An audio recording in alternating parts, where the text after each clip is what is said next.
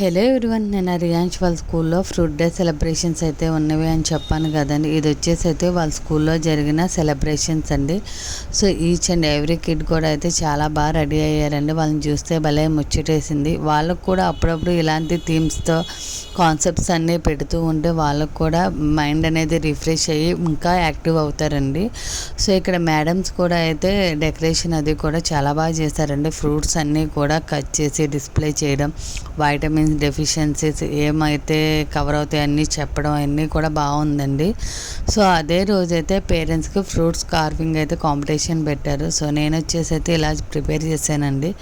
Maybe నేనైతే expect కాదు, కాకపోతే ఏంటంటే పార్టిసిపేట్ చేయాలి అని అయితే వెళ్ళానండి. సో ఇక్కడ చాలామంది పేరెంట్స్ కూడా వచ్చారండి. మేడమ్స్ కూడా అయితే అందరినీ కూడా అలా రిసీవ్ చేసుకున్నారండి. నాకైతే భలే హ్యాపీ అనిపించింది.